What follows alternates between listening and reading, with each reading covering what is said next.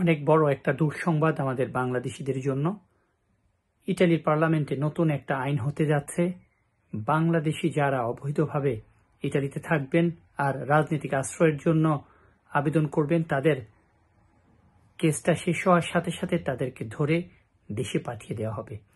মিশর আর বাংলাদেশ, এই দুইটা দেশের জন্য স্পেশাল নতুন একটা আইন করেছে ইটালিয়ান সরকার, যেখানে বলা হয়েছে বাংলাদেশ আর মিশনে কোনো রাজনৈতিক অস্থিরতা নেই, কোনো যুদ্ধ নেই, কোনো বন্যা নেই, সেই সব দেশে কোনো বড় ধরনের সমস্যা নেই। এজন্য এই দুই দেশের বর্তমান পরিস্থিতি পর্যালোচনা করে ইটালিয়ান বর্তমান সরকার সিদ্ধান্ত নিয়েছে, ইটালিতে যেসব বাংলাদেশিরা রাজনৈতিক বা বিভিন্ন ধরনের সমস্যা দেখিয়ে এই দেশে থাকার আবেদন করবে, তাদের আবেদনটা নেগেটিভ হওয়ার সাথে সাথেই তাদেরকে সরকারের খরচে তার নিজ নিজ দেশে প্রেরণ করা হবে।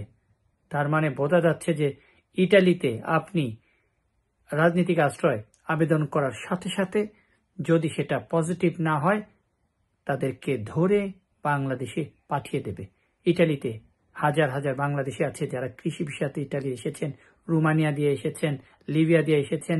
ইটালিতে বৈধ হওয়ার জন্য তারা আইনগত ব্যবস্থা নেওয়ার জন্য চেষ্টা করছেন, আবেদন করেছেন। এখন থেকে এই আইনটা কিছুদিনের মধ্যে যখন পাশ হবে, তখন থেকে তারা আর কেউ ইটালিতে থাকতে পারবে না।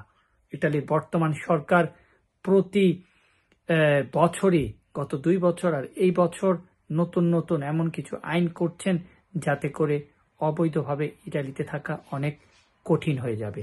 তাই ইটালিতে আপনারা যারা আসতে চান, শুধুমাত্র স্পন্সর ভিসায় আসবেন। এগ্রিকালচার ভিসায় ইটালি আসার পরে যদি কেস মারেন, সেই কেসও আপনাদের টিকবে না, সেই পথও আপনাদেরকে বন্ধ করে দিয়েছে। তাই খুব সাবধান, ইটালি আসার আগে 1000 বার চিন্তা করবেন।